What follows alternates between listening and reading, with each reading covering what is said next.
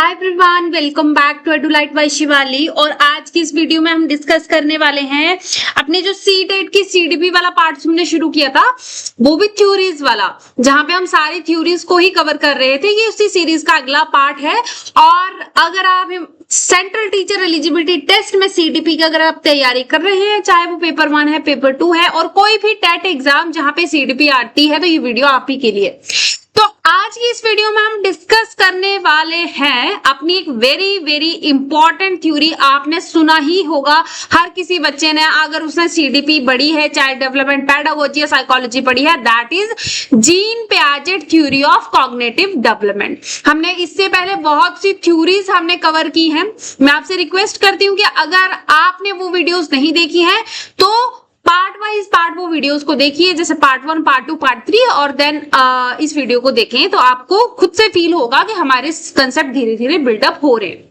साथ के साथ नोट्स बनाइए बच्चों, डरने घबराने की जरूरत नहीं है। थोड़ी हिम्मत रखिए, अपने आप में कॉन्फिडेंस रखिए और कंसिस्टेंटली वीडियोस को देखते रहिए, तैयारी करते रहिए। सी-टेट 2026 आपका होगा ही होगा। ओके, चलिए तो हम शुरू कर लेते हैं इस वीडियो को और देखते हैं कि क्या है। सबसे पहले जीन पियाजेट थ्योरी आपको क्या बताती है, आंसर किन किन चीजों के है, वो है why do children think differently at different ages. अलग अलग एजेस में जो बच्चे हैं वो अलग अलग तरह से क्यों सोचते हैं। Why can small child not understand logic like adult. और क्यों जो छोटे बच्चे हैं वो बड़ों की तरह लॉजिक नहीं समझते हैं। तो इस तरह के कुछ क्वेश्चंस का आंसर देती है आपकी जीन पियाजे की थ्योरी। आपको पता ही है कॉग्निटिव डेवलपमेंट, कहीं भी देखो एक क्वेश्चन तो सीधा ही पूछा जाता है, कॉग्निटिव डेवलपमेंट की थ्योरी किसने दी थी, वो आप सीधा सीधा करेंगे जीन पियाजे से। हम इंट्रोडक्शन देखेंगे, थोड़ा सा जीन पियाजे के बारे में जान लेते हैं। जीन पियाजे तो वो थे जो थे स्विस साइकोलॉजिस्ट थे, ठीक है, स्विस साइकोलॉजिस्ट थे, मैं इसको हाईलाइट कर देती हूँ, स्विस साइकोलॉजिस्ट थे और known as a father of cognitive development, ठीक है। He study how children think, learn and understand the world. तो उन्होंने इन चीजों के बारे में बताया, ठीक है। अभी हम बात करेंगे मीनिंग ऑफ कॉग्निटिव डेवलपमेंट की। मतलब क्या है भाई कॉग्निटिव डेवलपमेंट। कॉग्निटिव डेवलपमेंट हर कोई जो सीडीपी पढ़ाता है वो एक बोलता है, मतलब क्या है एक्चुअली इस चीज का।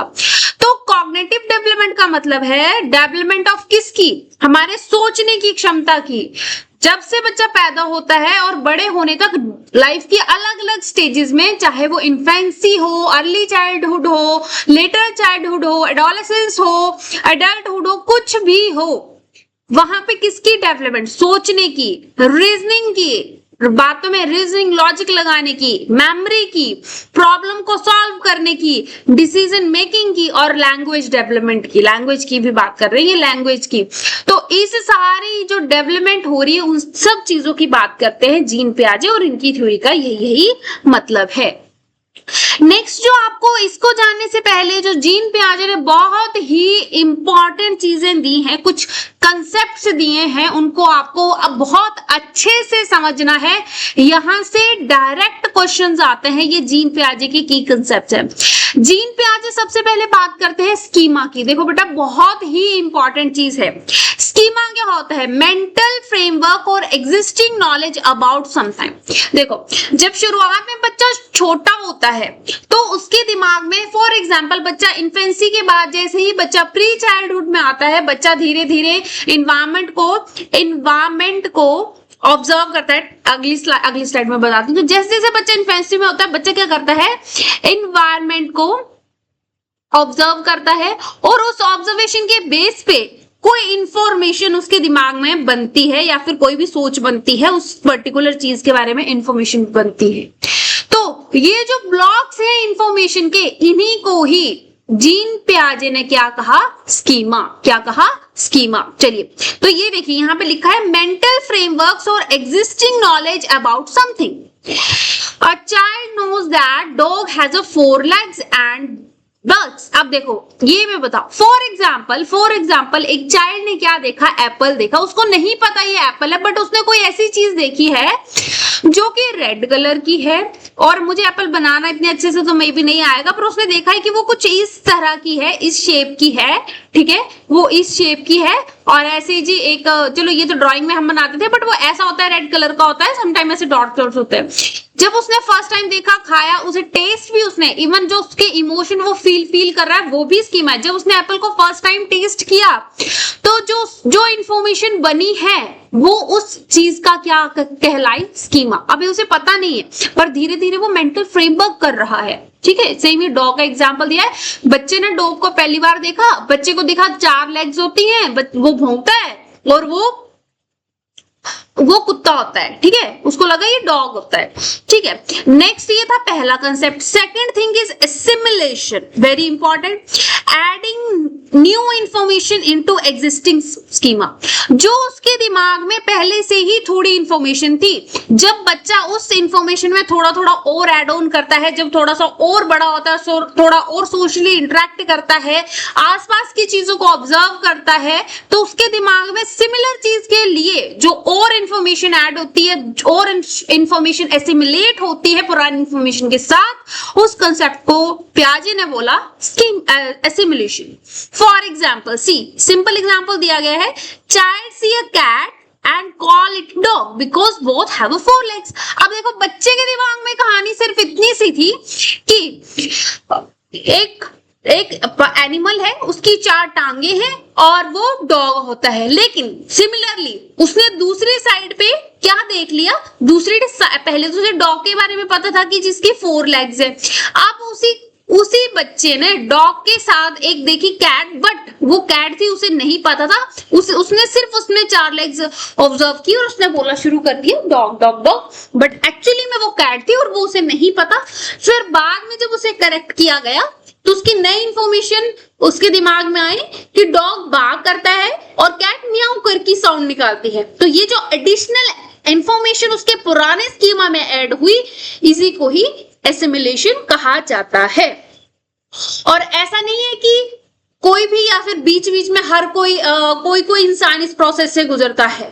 कोई भी अगर इंसान इस धरती पे आया है और अगर वो कॉग्निटिव डेवलपमेंट उसका हो रहा है तो उसके दिमाग में स्कीमा भी बनते हैं, एसिमिलेशन भी होता है, एकोमोडेशन भी होता है, इक्विलिब्रेशन भी होता है, ठीक है। आप देखो थर्ड बात है एकोमोडेशन। एकोमोडेशन क्या है, modify existing schema according to new experience. अब जैसे ही नया एक्सपीरियंस हुआ उस स्कीमा का और नई इंफॉर्मेशन आई, जैसे ही वो क्या करेगा, मॉडिफाई कर लेगा, अपनी पुरानी चीजों को करेक्ट कर लेगा अपने दिमाग में, वो चीज कहलाएगी एकोमोडेशन। एग्जाम्पल आपको दिया गया है, child learns that cat and dogs are different animals.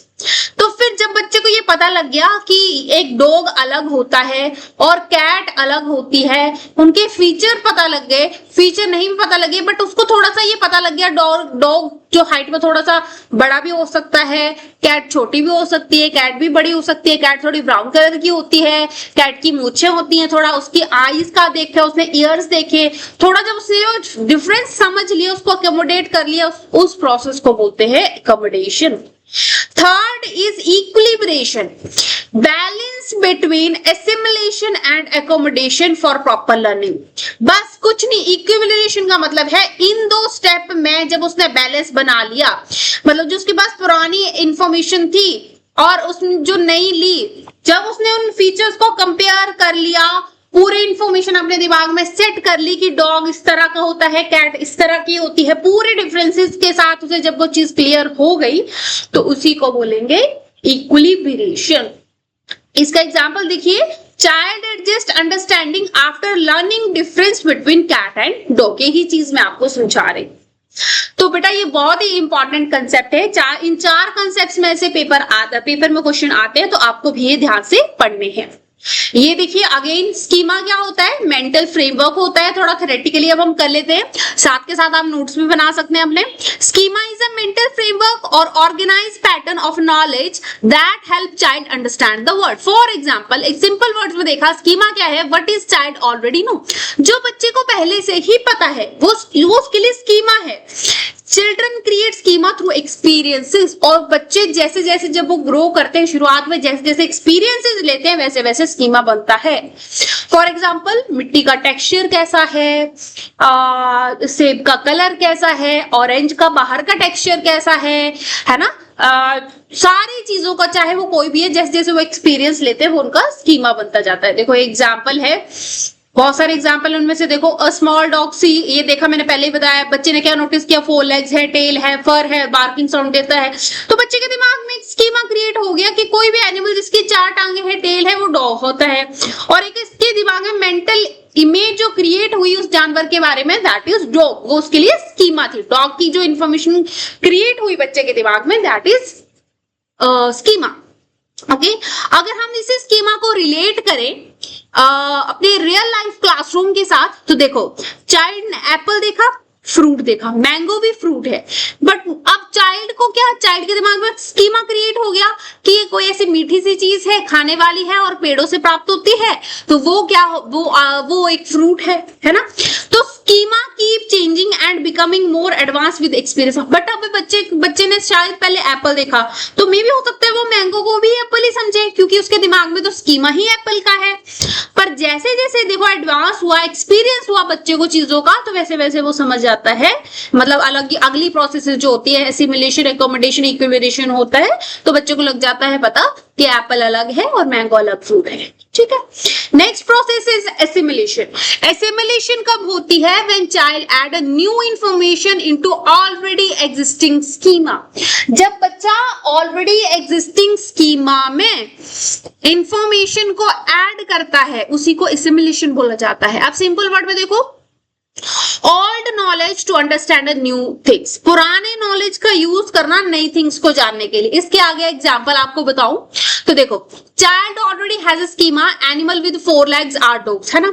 Now the child see a cat, अब बच्चे ने फर्स्ट टाइम कैट देखी, because the cat has 4 legs, tail, fur, child calls the cat a dog. अब बच्चे ने क्या कहा, बिल्ली को ही कुत्ता कह दिया। ठीक है, here the child fitting a new information into old knowledge, this is called assimilation। बच्चे को एक्सपीरियंस हुआ, बच्चे ने जाना, नहीं बेशक दोनों की 4 टांगे हैं, टेल है, फर है, लेकिन 2 अलग अलग एनिमल्स हैं, एक को कैट बोलेंगे और एक को डॉग बोलेंगे। तो जब वो पुरानी इंफॉर्मेशन के हिसाब से अपनी नई इंफॉर्मेशन के साथ खेलता है, चीजों को अडेप्ट करता है, दैट इज एसिमिलेशन। अब एक और एग्जांपल देखिए, a child know how to throw a small ball. बच्चे ने सीखा कि एक छोटी बॉल को मुझे कैसे थ्रो करना है। Now a child throw a tennis ball in a same way, और बच्चे ने टेनिस बॉल को भी सेम वे में फेंका, यूजिंग एग्जिस्टिंग एक्शन पैटर्न। तो ये क्या हुआ, मतलब बच्चे को इतना पता था कि बॉल को कैसे थ्रो करना है, लेकिन अब मान लो बच्चे को एक छोटे से बॉल को फेंका, टेनिस बॉल उससे थोड़ी सी बड़ी होगी, है ना, थोड़ी वो बड़ी सी होगी। बच्चे ने सेम चीज यूज की कि छोटी बॉल को मैं जैसे थ्रो कर रहा हूं, थोड़ी भी स्पीड से, ड्यू टू उसका जो मास है वो कम है, या फिर उसका साइज कम है, वो दूर जा रही है ना, या फिर वही जो टेनिस बॉल है उसका साइज थोड़ा बड़ा है और उसको दूर फेंकने के लिए मे बी उसे ज्यादा फोर्स लगानी पड़े, या फिर जो भी उसने एक्सपीरियंस किया हुआ उस अपने on the basis of his or her existing schema, that is assimilation. इसका की आइडिया क्या है, no major change happening in thinking, child simply use existing understanding. I hope आपको एसिमिलेशन क्लियर हुई होगी। Next third thing is accommodation. Accommodation happens when old schema is change, modify because new information does not fit. अब क्या होता है, accommodation का मतलब है कि अब बच्चे के सामने, जो बच्चा पहले से चीजों को जानता है, उसके सामने इतनी सारी इंफॉर्मेशन आ रही है कि वो पुरानी चीजों में, पुराने स्कीमा में फिट ही नहीं बैठ रही है, वो इंफॉर्मेशन उससे टोटली डिफरेंट है। तो बच्चा क्या करता है, अपने पुरानी इंफॉर्मेशन को नई चीजों के अकॉर्डिंग चेंज करता है, और इसी को एकोमोडेशन कहते हैं। Example, all 4 legged animals are dog. अब बच्चे के पास क्या इंफॉर्मेशन थी, ठीक है, कैट और डॉग के बारे में थी, लेकिन बच्चे के पास था कि जितने भी, बच्चे को मे भी लग सकता है ना, जितने भी 4 टांगों वाले हैं वो सारे के सारे डॉग होंगे, बट नहीं। अब बच्चा, जब उसे बच्चे को पेरेंट्स एक्सप्लेन करेंगे, या फिर बच्चा अपने एनवायरमेंट से ये चीजें ऑब्जर्व करेगा कि भाई डॉग भौंकता है, कैट म्यूज करती है, एंड म्यू म्यू की साउंड करती है, एंड कैट एंड डॉग जो होते हैं वो डिफरेंट एनिमल होते हैं, है ना। तो बच्चे का जो पुराना स्कीमा है वो टोटली चेंज हो जाए, है ना। तो बच्चे को समझ आ गया, डॉग डिफरेंट होते हैं और कैट जो होती है वो डिफरेंट होते हैं, इसी को ही एकोमोडेशन बोला जाता है। क्लासरूम एग्जाम्पल की बात करें, all round objects are ball. बच्चे को लगता है कि जितने भी सारे राउंड ऑब्जेक्ट हैं वो सारे के सारे बॉल्स हैं, बट चाइल्ड सी ऑरेंज, बच्चे ने ऑरेंज देखा। अब चाइल्ड को ये समझ आया कि ऑरेंज भी राउंड होता है, बट ऑरेंज फ्रूट होता है, बॉल नहीं होता है। तो बच्चे ने मॉडिफाई किया अपने पुरानी स्कीमा को, कि जो बच्चे को लगता था कि जितने भी जो गोल चीजें हैं वो सारी की सारी बॉल होती है, लेकिन अब बच्चे को लगा कि अगर ऑरेंज है तो वो एक फ्रूट है और उसे खाया जाता है और बॉल से खेला जाता है। That is accommodation. ठीक है, सो इसका की आइडिया क्या है? Accommodation create deeper understanding because thinking change. ठीक है जी, चलिए नेक्स्ट इज इक्विलिब्रिएशन की बात कर रहे हैं। Equilibration is a balance between assimilation and accommodation. Assimilation, ये चीज मैंने आपको पहले भी बताई थी, एसिमिलेशन और एकोमोडेशन के बीच का जो बैलेंस है that is equilibration. It help child how to move from confusion to understanding. बच्चे की यहाँ कंफ्यूजन क्लियर होती है और एक्चुअल अंडरस्टैंडिंग आती है चीजों के प्रति। Piaget believe equilibration is a main force behind a cognitive development. ये देखो, पियाजेट बिलीव करते हैं कि जो इक्विलिब्रिएशन है वही मेन फोर्स है। एग्जाम्पल देखेंगे, all flying things are bird. बच्चे को लगता था कि जितनी भी चीजें उड़ रही हैं वो सारी की सारी बर्ड्स हैं। देन उसने एरोप्लेन देखा, अब वो कंफ्यूज हो गया कि एरोप्लेन भी उड़ता है बट वो वर्ड नहीं है। फिर बच्चे ने सीखा, अब वो सीखना उसका सोशल इंटरेक्शन से हो सकता है, चाहे वो सोशली इंटरेक्ट कर रहा है, अपने पीयर मेंबर्स के साथ हो गया, अपने पेरेंट्स के साथ हो गया, टीचर्स के साथ हो गया, सोसाइटी के साथ हो गया, वो किसी भी चीज से इंटरेक्ट कर रहा है। बच्चे ने सीखा कि वर्ड्स आर लिविंग, एरोप्लेन जो होते हैं वो मशीन्स होते हैं। नाउ अब उसके दिमाग में बैलेंस आ जाता है कि ये दो चीजें अलग अलग है। हाँ, दोनों ही उड़ते हैं, लेकिन दोनों में क्या डीप डिफरेंसेस है जिनकी वजह से दोनों टोटली डिफरेंट हैं पर दोनों उड़ते भी हैं। ठीक है, इसी को हम क्या कहते हैं? इक्विलिब्रिएशन। देखो अदर एग्जांपल देखो, बच्चा क्या सीखता है? फिश जो होती है वो पानी में रहती है और वेल भी पानी में रहती है। Children think well is a fish. अब एक बच्चे को लगता है कि वेल फिश है। लेटर जब बड़ा होता है, डिफरेंट सोशल इंटरेक्शंस के द्वारा वो सीखता है, उसे लगता है वेल भी ब्रीथ करती है, हवा में सांस ले सकती है, वेल एक मैमल है। और अब उसका वो स्कीमा पूरा चेंज हो गया फिश और वेल के केस में। तो अब मुझे समझ में आ गया कि वेल जो है वो एक मैमल की कैटेगरी में आती है और जो फिश जो होती है वो फिशेस वाली कैटेगरी में आती है। तो यहाँ पे ऐसे इक्विलिब्रिएशन होता है। So very very good guys, आपने अगर किन किन चीजों के बारे में सीख लिया, अगर मुझे लगता है वो आपको चीजें क्लियर होगी होंगी। जो पियाजे ने कॉन्सेप्ट दिए थे स्कीमा, फिर आप मेरे से रिवाइज करो, कौन सा दिया था? एसिमिलेशन, ठीक है। और थर्ड आपने क्या पढ़ा? Accommodation and fourth is equilibration. Okay, ये चीजें पढ़ी। आई होप आपको, मैंने बहुत सारे ट्राई किया आपको एग्जांपल देने की, तो आपको समझ आ गया होगा। ठीक है, कोई डाउट है तो आप पूछ सकते हो कमेंट सेक्शन में। और नेक्स्ट है रिलेशन बिटवीन ऑल कंसेप्ट। क्या देखो, जो स्कीमा है वो एग्जिस्टिंग नॉलेज की बात करता है, एसिमिलेशन जो है वो add new information into all knowledge के बारे में बताती है, एकोमोडेशन से मॉडिफाई करती है और नॉलेज को, और इक्विलिब्रिएशन जो है वो बैलेंस है इन दो, एसिमिलेशन और एकोमोडेशन का। ओके, चलिए नेक्स्ट इसकी एजुकेशनल इम्प्लीकेशंस क्या क्या है, टीचर को क्या चीज करनी है क्या नहीं करनी है, टीचर को क्या करना है, कनेक्ट करना है new learning with previous knowledge. Very very important from teaching perspective. बच्चों, आपने जब आप अपनी बीएड की प्रैक्टिस करते होंगे तो आपने एक स्किल पढ़ी है प्रीवियस नॉलेज टेस्टिंग की, है ना, टेस्टिंग प्रीवियस नॉलेज। तो आप क्या करते हैं, आप कोई भी जब नया कंसेप्ट पढ़ा रहे होते हैं तो उससे पहले आप मतलब 3, 4 या 5 कम से कम पुराने कंसेप्ट से क्वेश्चंस को रखते हैं। मैंने तो पढ़ी थी अपने बीए टाइम में स्किल्स, और मुझे रियली उस टाइम में बहुत यूजफुल बनी थी। इस चीज से क्या होता है कि बच्चे का जो प्रीवियस आप नॉलेज है, उसका स्कीमा है, उसको आप एबल होते हैं कनेक्ट न्यू इन्फॉर्मेशन के साथ जोड़ने में। दूसरी बात, प्रीवियस नॉलेज टेस्टिंग से बच्चे का इंटरेस्ट भी क्रिएट होता है। So very important thing this is, है ना। एक्सप्लोर कराता है, एनकरेज करता है बच्चों को क्वेश्चन पूछने के लिए, और रियल लाइफ एक्सपीरियंसेस इसके कारण ऐड होते हैं टीचिंग में, और हेल्प स्टूडेंट करेक्ट मिसकंसेप्शन, जो बच्चे की मिसकंसेप्शंस होती हैं, इन सारी प्रोसेस के थ्रू बच्चा जब गुजरता है तो ये सारी की सारी चीजें क्लियर होती है। तो बच्चों ये थे एजुकेशनल इम्प्लीकेशंस। आप देखिए यहां तक मैंने इस वीडियो में अभी तक आपको एजुकेशनल इम्प्लीकेशंस तक कंप्लीट करा दिया। नेक्स्ट जो है वो पियाजे ने स्टेजेस की बात भी की है। स्टेजेस को हम डिस्कस करेंगे नेक्स्ट वीडियो में, ठीक है, डिटेल से डिस्कस करेंगे। उससे पहले मैं आप कोशिश करूंगी कि आपको ये इसके एमसीक्यू प्रैक्टिस कराऊं, या आप मुझे कमेंट सेक्शन में बताना कि आप साथ में एमसीक्यू प्रैक्टिस करना चाहते हो या फिर पियाजे के जो पार्ट 2 आने वाला है उसके साथ प्रैक्टिस करने वाला चाहते हो, ठीक है। अब अगर आपको वीडियो अच्छी लगे, आपको समझ आए तो बेटा लाइक करो, शेयर करो, सब्सक्राइब करो, चैनल को फॉलो करो इसी तरह की और वीडियो के लिए। और अगर आप अच्छे से मेहनत करोगे बेटा डेफिनेटली सारी चीजें क्लियर होंगी। चीजें मैं स्लो पेस से लेके चल रही हूँ, बट मैं कोशिश कर रही हूँ कि मैं इस तरह से कराऊं कि आपको वो चीजें समझ आ जाए। आपने कुछ नहीं करना है, एक बार बस नोट्स बनाने हैं और उन्हीं नोट्स को रिवाइज करना है बेटा। Revision very important. मैं शुरुआत से एक चीज बोलती हूँ, revision is very very important, very very important. आप इग्नोर नहीं कर सकते। आप चाहते हो आपका एग्जाम क्लियर हो तो रिवीजन करो, और इसी तरह की वीडियो के लिए मेरे चैनल के साथ जुड़े रहो। थैंक यू सो मच बच्चों।